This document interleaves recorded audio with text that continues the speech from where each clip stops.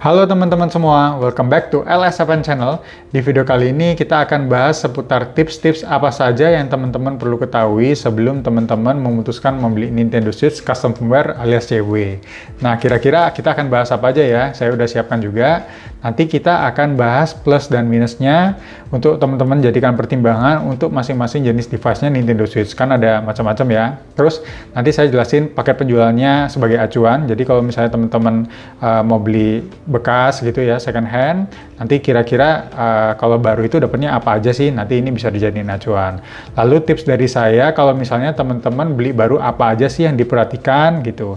Terus juga tips-tips yang khusus kalau misalnya teman-teman beli Nintendo Switch-nya yang second hand ya. Terus ini dan lain-lain itu apa aja ya yang kira-kira saran dari saya yang teman-teman bisa jadikan masukan ya. Terus nanti kalau misalnya teman-teman sudah beli, kira-kira apa yang perlu dilakukan atau diperhatikan, nanti saya jelasin juga. Oke? Nah, kita pertama ke soal ini ya, ke plus minus switch-nya dulu ya. Kita mulai dari V1.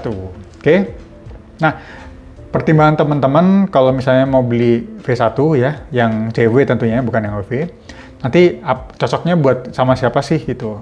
Nah, V1 ini cocoknya buat teman-teman kalau misalnya budgetnya ini terbatas ya teman-teman. Soalnya V1 ini masih lini switch CFW yang paling murah. Kan ini tidak usah dipasang chip dan segala macam, jadi udah ada exploit ya. Jadi kita bilang ini yang soft mode. Nah, ini yang varian paling murahnya gitu. Terus teman-teman bisa pertimbangkan beli Nintendo V1 ini kalau misalnya banyak main indoor dan main di docking ya. Kan ini bisa dikoneksikan ke TV gitu, jadi kayak konsol. Nah, ini bisa pertimbangan juga V1. Terus kalau misalnya teman-teman tidak bermasalah ya dengan usia baterai yang relatif lebih pendek dibanding yang baru ya, kayak Lite, V2, OLED gitu. Soalnya kan biasanya ini ada gandengannya sama kalau misalnya teman-teman main di dock ya. Kalau di dock itu kan koneksi sama charger langsung, jadi harusnya tidak terlalu masalah kalau misalnya baterainya lebih pendek. Ini tergantung gamenya dan tergantung usianya si V1 ini ya teman-teman. Ada yang bisa ya 1-3 jam lah kurang lebih. Terus ini juga satu-satunya pilihan mesin switch kalau misalnya teman-teman mau install OS lain ya. Jadi kalau misalnya teman-teman ada bayangan, oh aku mau coba install Android deh, mau coba install Ubuntu deh, terus kalau mau install Laka gitu. Laka ini kayak front end-nya RetroArch gitu. Nah, ini cuman bisa diinstal per sekarang video ini dibuat ya. Cuman bisa di Nintendo Switch V1 yang soft mode gitu. Oke. Nah, ini teman-teman perlu perhatikan kalau Nintendo V1 ini battery life-nya itu lebih jelek ya. Saya udah bahas tadi, soalnya kan karena ini ya, usia device-nya itu sudah tua. Sekarang kan per video ini dibuat berarti udah jalan 5 tahun ya. Soalnya ini kan cuman bisa, V1 yang bisa dieksploit ini kan batch-batch yang awal ya. Nah, Nintendo Switch ini kan keluarnya kan 2017-an ya. Jadi kita bilang aja teman-teman udah beli usia mesin yang 5 tahun ke atas. Ini juga pastinya hampir semuanya itu pasti barang second lah gitu. Jarang sekali teman-teman dapat yang kayak brand new inbox ya, BNIB atau BNOB nggak dipakai orangnya, itu jarang gitu. Terus perhatikan juga kalau V1 ini butuh tools tambahan teman-teman. Jadi ada kayak jig gitu ya. Jadi ada sesuatu yang dimasukkan ke rail sebelah kanannya untuk men-CFW-kan masuk ke recovery mode-nya. Itu teknis. Sama teman-teman butuh payload injector teman-teman. Jadi kayak nanti kayak habis dimasukin railing gitu, terus teman-teman butuh dimasukkan ini kayak semacam dongle atau dimasukkan PC atau pakai aplikasi Android. Yang pasti ini tidak seperti Nintendo Switch yang hard mode tuh cuman dihidupin aja langsung dia masuk ke ini CFW-nya teman-teman. Kalau V1 butuh alat butuh alat tambahan. Lalu ini juga teman-teman hati-hati, beredar Nintendo Switch V1 yang kanibalan. Kita bilang ini ada hubungan nanti di V2 kita bahas lebih lanjut ya. Jadi V2-nya ini kan normalnya itu kan pakai jig ya, pakai jig sama terus dimasukkan kayak exploit. Nah, di V1 ini ada namanya trinket teman-teman. Jadi alat itu kayak membypass. Jadi tidak usah pakai alat ini gitu, pakai alat-alat payload injector sama jig itu nggak usah. Cuman biasanya itu ada beberapa seller yang nakal yang menjual V1 dengan alat trinket ini sebagai V2 gitu. Dan ini nanti saya jelasin di ini ya waktu kita bahas V2. Oke, kita lanjut ke Nintendo yang Switch Lite ya. Nah, teman-teman boleh pertimbangkan beli Switch Lite yang CW kalau teman-teman budgetnya terbatas, ini kurang lebih harganya masih 11-12 dengan Nintendo yang V1 ya. Terus teman-teman kira-kira mainnya dipakai sendiri ya, maksudnya kayak cuman suka RPG mungkin, atau tactic RPG, atau action, single fight, yang pokoknya nggak banyak main kayak rame-rame gitu, teman-teman bisa pertimbangkan. Terus yang pastinya kan Nintendo Switch Lite ini nggak ada bisa main docking ya, nggak bisa colok ke TV gitu. Ada aplikasinya yang bisa mirror gitu teman-teman, tapi bukan dock natural seperti yang kayak kakak-kakaknya lah gitu. Terus ini kan ukurannya relatif lebih kecil ya, jadi ini saya rasa cocok kalau misalnya sering main di luar, aktivitas di luar, ini cocok gitu teman-teman kalau yang Nintendo Switch Lite ya. Nah, tapi pertimbangan juga kalau Nintendo Switch Lite ini tidak ada auto brightness-nya teman-teman gitu. Jadi setting auto brightness-nya harus manual gitu. Ini tergantung ini bisa masalah atau enggak buat orang-orang. Buat saya nggak masalah, saya juga nggak pakai auto brightness gitu. Nah, ini saya udah jelasin tadi ya, nggak bisa pakai dock gitu. Nah, terus juga karena size layarnya ini lebih kecil teman-teman, jadi memang beberapa game kalau misalnya settingannya kayak banyak RPG atau segala macam, mungkin teks gamenya itu lebih kecil dibaca daripada kalau misalnya teman-teman pakai device kayak OLED atau V2 gitu, pasti lebih kecil soalnya kan ukurannya memang lebih kecil gitu. Jadi ini hal yang teman-teman pertimbangan ya, plus minusnya kalau pakai Nintendo Lite. Oke, kita lanjut ke Nintendo Switch yang V2. Nah, Nintendo Switch V2 ini cocok buat teman-teman kalau kira-kira imbang ya, saya bilang tuh imbang itu antara handheld dan docknya. Jadi teman-teman juga main di luar, kadang-kadang di rumah main di dock gitu ya. Terus ini memang handheld dengan baterai yang lebih baik dibanding V1. Jelas lah, soalnya ini kan juga mesin ya, boardnya itu, SoC-nya itu lebih baru daripada yang Nintendo Switch V1. Jadi jelas baterainya lebih baik. Oke. Terus V2 ini cocok buat teman-teman kalau misalnya kira-kira mau main game yang eksklusif Nintendo ya, yang pakai Joy-Con lebih tepatnya. Ini saya kasih contoh misalnya kayak game One to Switch, ini kan demonya Nintendo Switch pertama ya, ini kan pakai Joy-Con ya, yang bisa digairo segala macam. Terus yang pasti Super Mario Party. Super Mario Party ini juga game yang wajib pakai Joy-Con lah gitu. Nah, kalau misalnya kira-kira teman-teman ada bayangan mau main ini, daripada beli Lite dan beli Joy-Con lagi, dari awal sih bisa pertimbangkan langsung aja ke V2 ya gitu, soalnya kan Joy-Con-nya kan bisa dilepas gitu. Nah, menurut saya juga ini V2 ini paling value for money teman-teman. Jadi maksudnya menang banyak lah gitu, maksudnya baterai juga oke, Joy-Con oke ya, main di dock juga bisa gitu. Dia paling menang banyak lah gitu maksudnya. Yang pasti kalau teman-teman budgetnya cukup gitu ya, maksudnya kayak nggak terlalu mau mahal atau gimana. Jadi kalau misalnya teman-teman spend uangnya berapa gitu, dapatnya paling banyak dari uang itu ya Nintendo Switch V2 ini menurut saya teman-teman. Oke? Nah, teman-teman yang perlu perhatikan itu hati-hati kalau istilah saya itu ada V2 yang jadi-jadian. Ya, jadi ada kayak V1 teman-teman yang nyamar dijual sama seller-seller nakal ini, atau mungkin user yang nggak tahu ya gitu maksudnya. Jadi teman-teman harus hati-hati. Jadi dia itu sebenarnya mesinnya itu V1 teman-teman, tapi dia itu dipasang namanya trinket itu tadi, jadi dia jual tuh V2. Nah, kenapa saya bilang hati-hati? Kan di atas kertas kita jadinya rugi dong. Kita kan spend harga mesin yang V2 harganya kan pasti lebih mahal dibanding V1 gitu. Soalnya kan pasti ada biaya untuk chip, terus mesinnya juga relatif lebih baru. Harga ini saya rasa relatif lebih tinggi pastinya, kan usia umur kan lebih beda lah maksudnya secara umum. Nah, jadinya kalau kita spend Switch yang V2, beli Nintendo Switch V2 tapi dapatnya kita V1 ya kan jadinya rugi. Dan V1 jadi-jadian ini, atau kita bilangnya abal-abal gitu ya, itu ada beberapa fitur yang hilang teman-teman. Saya udah tes beberapa kali ini, biasanya koneksi Nintendo Switch langsung ke PC itu dia nggak bisa gitu. Jadi soalnya mesin trinket ini setahu saya dia ada ngambil agak teknisnya itu dia ngambil jalur-jalur yang tidak bikin kita tidak bisa mengakses fitur yang bisa bikin kita mengkoneksikan Switch dengan PC itu tadi teman-teman gitu. Jadi hati-hati aja sama ini gitu. Nanti kalau misalnya mau bedain gimana caranya kita tahu mesin V2 yang jadi-jadian dengan V2 yang beneran, saya udah bahas di video berikutnya. Nanti saya taruh linknya di mana atau di video deskripsi ya gitu. Ini hati-hati lah ini ya. Tapi kalau misalnya teman-teman udah make sure mesinnya V2 betulan ya gitu, saya rasa ini pilihan yang patut dipertimbangkan. Oke, berikutnya kita ke Switch OLED nih yang saya pakai ya gitu. Nah, ini pasti arguably ya, ini best Switch yang untuk sekarang lah. Jadi dia menang banyak.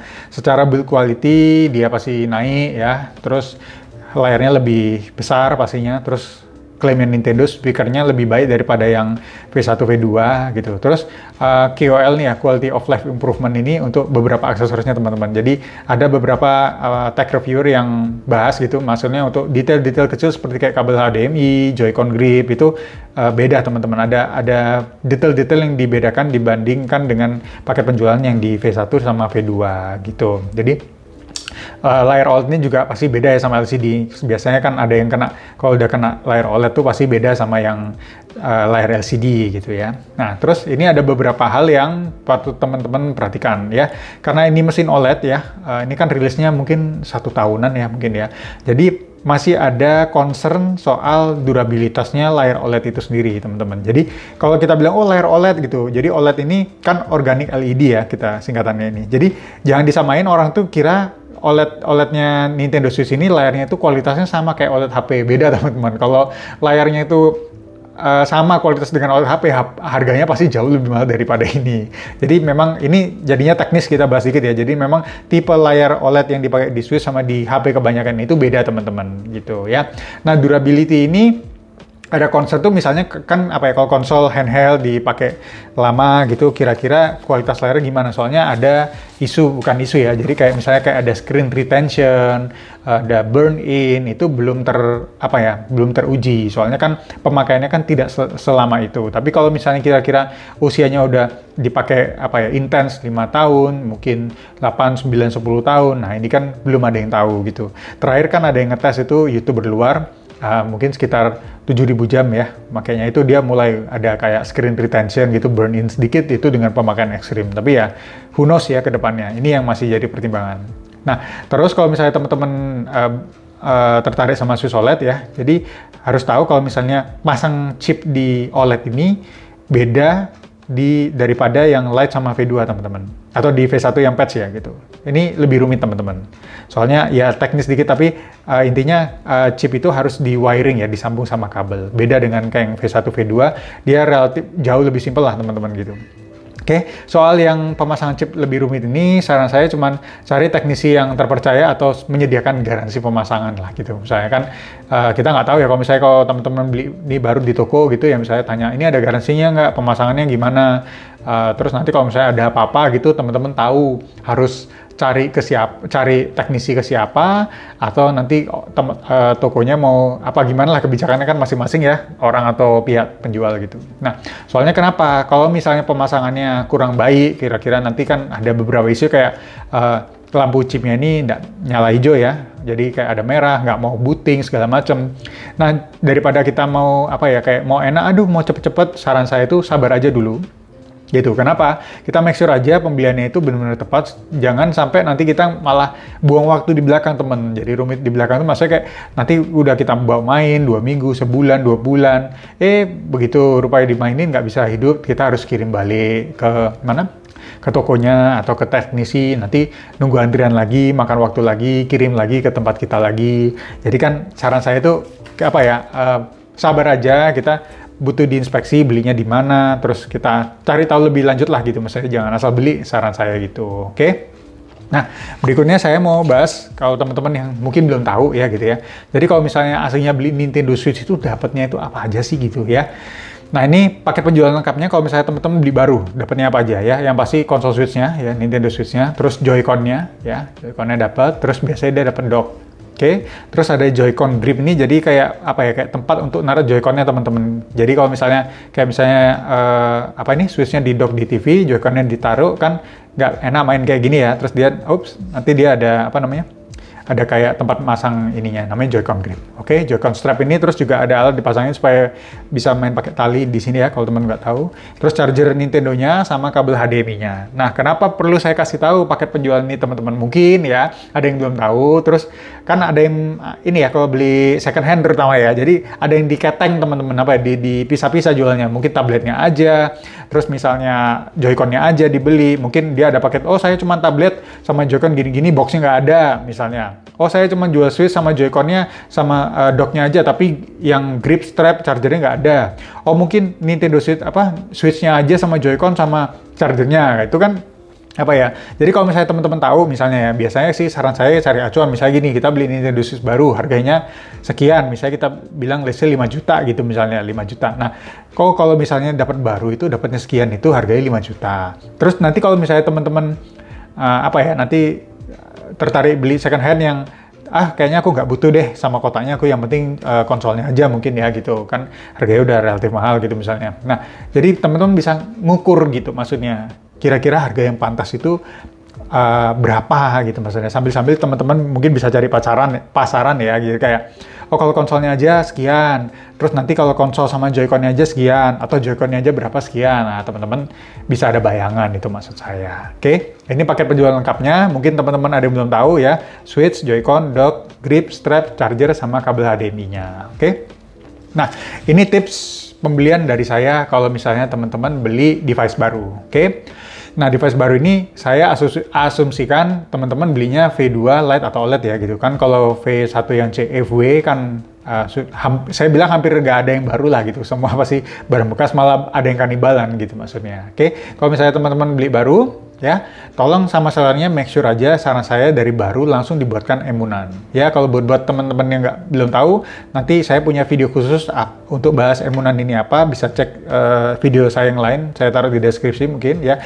Ini gunanya intinya untuk memisahkan internal storage kita yang di switch ya, supaya tidak kena ban. Jadi nanti kita main game CFW-nya itu di bagian emunan, bukan di storage internalnya gitu ya.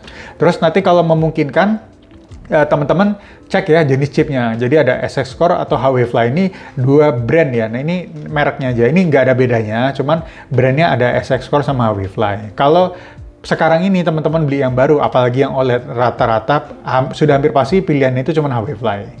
Oke, tapi kalau V2 sama Lite gitu ya, masih ada yang pakai SX Core teman-teman. Ini saya tetap cantumkan di sini, kenapa? Kalau misalnya per video ini dibuat sebenarnya banyaknya sudah pakai HWFly teman-teman gitu. Tapi mungkin saya kan nggak tahu gitu. Mungkin ada seller-seller atau toko yang jual stok lama mungkin ya. Nah ini ada mungkin yang masih pakai SX Core ya. Jadi teman-teman tanya aja iseng lah atau make sure gitu, kayak ini chipnya pakai apa? SX Core atau HWFly ya. Kalau SX Core ini untuk V2 sama Lite aja. Kalau HWFly ini ada tipe yang untuk dipasang khusus di V2, di Lite, di OLED.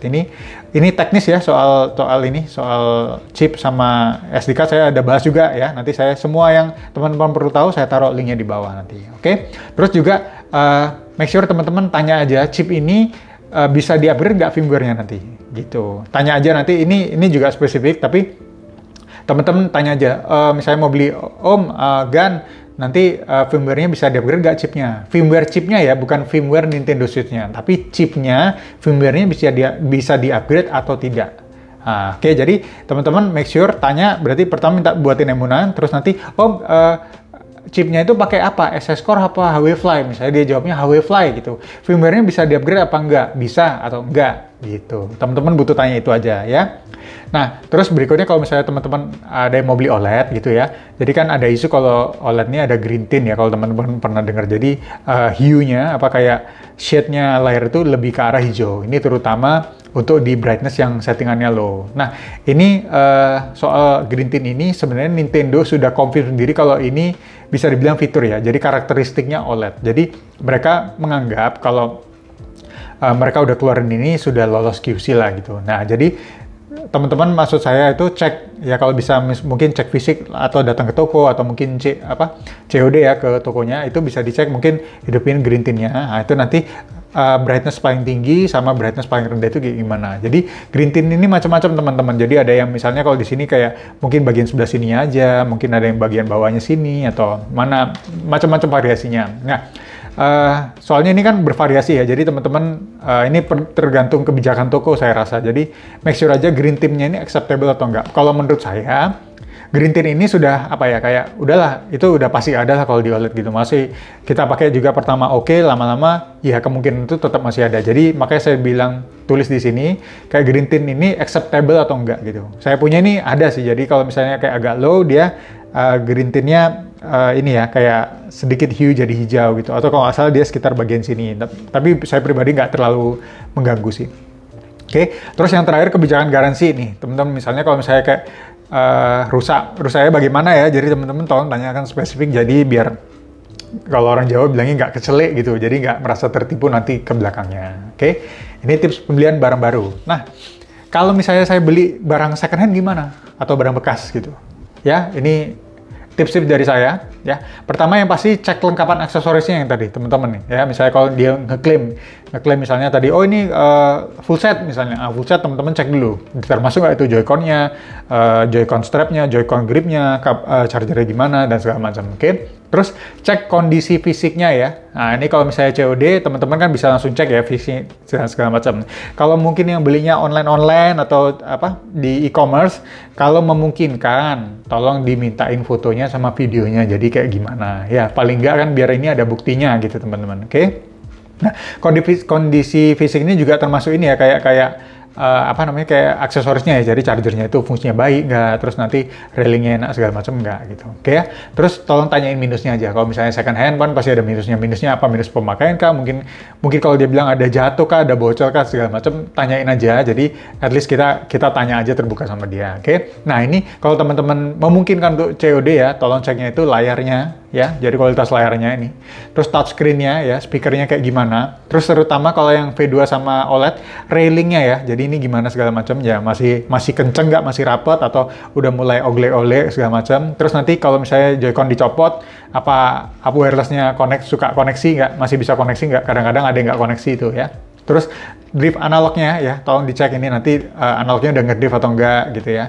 Terus mungkin kalau boleh tes lah 1-2G mungkin gimana gitu, mungkin SD card-nya error apa segala macam. Oke? Terus ini yang COD atau tidak COD ya, kalau misalnya ini terutama untuk yang V2 juga nih teman-teman, kita untuk memastikan supaya ini nggak V2 abal-abal ya. Tolong mintain sellernya atau si orangnya booting ke HKT, terus tekan konsol info, terus tekan HW and Fuse ya. Terus atau sama baterai. Nah, di dua menu ini teman-teman bisa lihat. Jadi apakah benar misalnya dia bilang gini, "Oh, ini saya jual V2. Apa benar nih jualan V2?" gitu maksudnya. Nah, sambil saya coba ini booting nggak ya? Coba. Oh, kita matiin dulu. Ya. Jadi di menu ini teman-teman. Jadi kita bisa make sure aja kalau itu benar-benar ini apa? V2, V1 gitu. Ini sorry terganggu dikit ya. Coba kita demo sebentar deh. Aduh, saya restart. Oke. Nah, terus kalau info ini ya, kalau 0 nih info ini, dia bisa ngecek nomor serial number tanpa kita harus masuk ke OS-nya teman-teman gitu ya. Nah, ini ya maksud saya nih boot file HKT ini ya. HKT console info, teman-teman cek ini HW and Fuse. Nah, ini bisa masuk di sini ya. This unit space RCMBAK ini bisa bacanya di sini, Allah segala macam ya. Sama info baterai ya. Jadi baterai kalau udah ngedrop, nah ketahuan di sini saya punya misalnya capacity full 4667, capacity di sana 4667 berarti quote and quote baterainya masih oke gitu ya. Terus yang saya bilang CAL-O info ini HW and Fuse, CAL-0 info. Nah, ini kan bisa ngeliat misalnya ada apa? Nomor serial numbernya di sini berapa segala macam, cocok apa enggak gitu. Oke. Nah, terus berikutnya info firmware terakhir sama file CW-nya pakai apa ya, teman-teman. Jadi kalau misalnya terakhir EV-nya berapa, 12K, 13K, 14K, jadi teman-teman tahu. Nah, ini tanyain juga, kira-kira udah bikin emunan apa belum? Dia mainnya di Sistan apa di emunan? Ini mesinnya sudah ban atau belum? Sudah dual OS atau enggak? Gini, nah ini teman-teman tanyain ya. Ya, mungkin kan teman-teman cari, oh saya masih mau yang bisa ini ya, dual boot ya, saya masih mau main online, saya mau main CW-nya di apa yang di SD card-nya, di emunannya. Rupanya dia jualnya misalnya nggak pakai emunan. Nah, ini teman-teman tanyain. Oke, saya tadi juga jenis chip ya. Jenis chip ini yang tadi kita bahas. Terus nanti kalau misalnya beli OLED ya, green tint-nya gimana lah teman-teman cek sendiri. Oke. Nah, dan lain-lain ini tips lain-lain dari saya ya gitu. Ya. Saya jelasin ini ya, saya ngasih tahu aja. MSRP ini street retail price-nya ya, in USD, kalau di luar sana ya, di luar sana. Jadi kalau waktu retail price-nya pertama keluar, si Nintendo jual tuh harga berapa dalam dolar gitu ya. Ini V1 dulu dia jualnya $299, tapi udah nggak ada ya gitu misalnya. Nah, V2 ini dulunya $299 juga, tapi sekarang jadi $250, terutama di region Europe ya. $250 nih ya. Lite itu mereka jualnya 199, OLED 349 ya. Ini maksudnya acuan aja teman-teman. Jadi kira-kira kalau dikuruskan rupiah berapa dan segala macam. Ini buat info aja teman-teman. Tapi untuk harga yang kita di Indonesia, tolong selalu cek aja harga pasar ya. Kalau misalnya paling tidak nggak ada akses toko game, teman-teman bisa cek di e-commerce ya.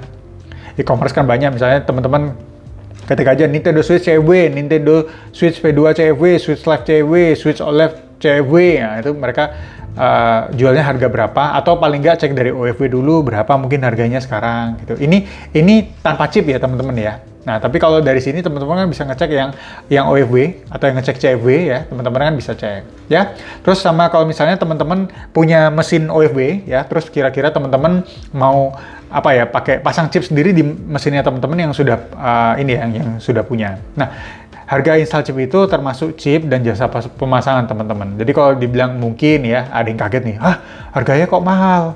Harganya kok hampir sama dengan beli Nintendo Switch-nya sendiri ya? Nah, teman-teman harus pertimbangkan juga chip itu satu memang retailnya mahal dari sananya. Oke, terus jangan lupa jasa pemasangan itu juga dihargai teman-teman, terutama yang OLED. Ini tidak semua, mohon maaf saya harus bilang, tapi memang banyak kasus ya kalau misalnya tiba-tiba beli jadi, terus tiba-tiba error. Ya, jasa pemasangan ini benar-benar penting teman-teman. Jadi kalau kayak rumah, ini pondasinya. Nggak kelihatan, tapi kalau ini nggak ada atau jelek, ini jelek semua. Ya.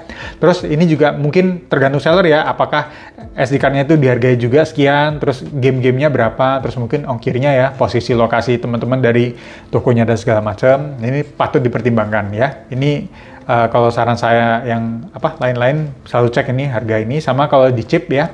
Chip ini kayak gini teman-teman ya, ada jasa segala macam. Nah, terus kira-kira teman-teman udah beli nih, hore, selamat. Terus kira-kira habis beli saya ngapain ya? Nah, begitu barangnya datang, teman-teman saran saya langsung ini, cek format SD card-nya, extrude apa FAT32. Oke, ini teman-teman bisa ngeceknya di HKT ya, HKT konsol. HKT, masuk konsol info, ada SD card. Nanti di bawah sini dia keluar nih, oh tipenya expat, tipenya FAT32. Atau teman-teman bisa masukin ke komputer ya, dimatiin, SD card-nya dicabut, dimasukin ke komputer, terus nanti cek, oh dia diklik kanan ya kalau di Windows itu, nanti formatnya apa ketahuan nih. Nah, kalau misalnya yang direkomendasikan tuh, kalau saya FAT32 ya. Semua orang bilangnya stabil ini. Terus nanti ngeceknya kalau ada emunan teman-teman ya. Oh mereka pakai emunan nih, saya dibuatin emunan. Emunannya jenisnya tipe apa? SD file apa hidden partition? Tolong dicek lagi. Ini saya udah bahas di video khusus emunan ya gitu. Tapi kalau misalnya teman-teman, intinya kalau misalnya teman-teman belinya SD card yang kecil ya, 128, terus nanti kira-kira, oh saya nabung dulu deh, saya mau upgrade besok-besok gitu ya. Nah, pertimbangkan pakai SD file ya, mungkin ya. Kalau misalnya kira-kira mau migrasi ke SD card yang lebih besar ya. Soalnya ini relatif ngerjainnya gampang, cuma di copy paste. Nanti kalau kira-kira teman-teman udah stable, misalnya, oh SD card saya mau yang 512 atau 1 tera udah fix segini gitu. Nah, kalau misalnya kira-kira teman-teman nggak mau ganti size SD card-nya, saya rekomendasikan pakai yang hidden partition ya. Terus cek juga file CFW-nya pakai apa, firmware-nya apa, terus nanti kira-kira dikasih homebrew atau aplikasi apa aja dan segala macam. Ya, tips dari saya, karena ini kita mainnya custom firmware, homebrew ya, jadi kayak modded community, suka tidak suka teman-teman, mau tidak mau, belajarlah sedikit-sedikit konsep dasarnya sama make homebrew atau aplikasinya itu seperti apa. Paling nggak teman-teman tuh bisa ngecek ya, ngecek tuh kayak install game itu seperti apa kalau di CFW, ya terus apa yang bikin band itu seperti apa mungkin. Terus kalau misalnya aplikasi file manager pakai apa, file ini untuk apa, memang harus belajar suka tidak suka teman-teman gitu ya. Jadi kalau misalnya kalau misalnya teman-teman kira-kira mau pakai jasa dan segala macam bisa. Oke, tapi saya rasa kalau yang kecil-kecil saya rasa dasar-dasar kayak install game, uninstall, update file CFW, terus nanti upgrade firmware-nya seperti apa, itu sangat mudah kok teman-teman. Teman-teman lihat video saya yang lain, saya udah jabarin jelas di situ, ikutin video saya aja, pasti harusnya kalau nggak ada masalah dan segala macam, pasti berhasil lah teman-teman. Ini sangat-sangat mudah kok caranya ya. Terus teman-teman kalau misalnya mau baca-baca, tolong join forum lokal atau internasional juga ya. Kalau misalnya forum lokal biasanya mungkin di FB group ya. Nanti linknya saya taruh di deskripsi, pasti ada. Join aja, nanti tanya-tanya, belajar fact-nya seperti apa. Terus kalau misalnya teman-teman mungkin ada main Reddit atau forum luar ada di GBATM, teman-teman bisa baca-baca di sana untuk menambah ilmu pengetahuan. Terus yang terakhir, jangan lupa happy gaming ya. Yang penting teman-teman beli ini kan untuk main game. Jadi jangan lupa bahagia. Oke. Nah, gitu teman-teman. Itu dia tips-tips dari saya soal kalau misalnya teman-teman mau beli Nintendo Switch ya. Jadi ini saya geser dulu. Nah, ya pasti kalau teman-teman mau beli ya pertimbangan saya yang ini kira-kira muat nggak ya? Nah, pertimbangan saya ini ya. Tuh, kalau misalnya kalau teman-teman mau beli Switch V1 itu plus minusnya ini, kalau misalnya Switch Lite plus minusnya ini, V2 plus minusnya ini, OLED ini. Terus kira-kira yang paling bagus yang mana? Ya, itu sesuai kebutuhan, karena kebutuhan masing-masing orang semua beda.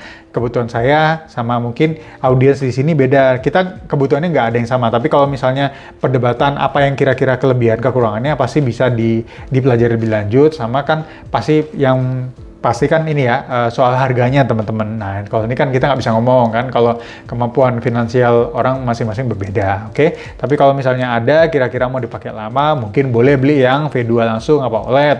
Oh, atau kira-kira banyak perjalanan dinas di luar, saya banyaknya aktivitas outdoor, saya banyaknya camping ke gunung, nah, mungkin pakai yang light gitu, mungkin lebih enak segala macam. Terus ini ya, sama tips ini, kalau beli baru sama second hand ya, ini teman-teman ya, kalau misalnya bisa diterapkan, saya rasa bagus lah untuk jaga-jaga ya. Nah, segini dulu teman-teman, kira-kira gimana menurut teman-teman? Berguna nggak ini tips-tips dari saya gitu? Jadi disesuaikan lagi ya, sekali lagi teman-teman. Nah, saya harap tips-tips dari saya ini berguna kalau misalnya teman-teman mau beli ya, nanti bisa dilihat dulu videonya. Terus nanti kalau teman-teman punya teman lain lagi yang mau beli, video saya bisa dibagiin. Jangan lupa di like ya, di komen kalau mau tanya apa-apa, di subscribe untuk more contents like this ya, soal Nintendo Switch CFW for now. Nanti I'll see you on the next video for more tutorial. Ciao!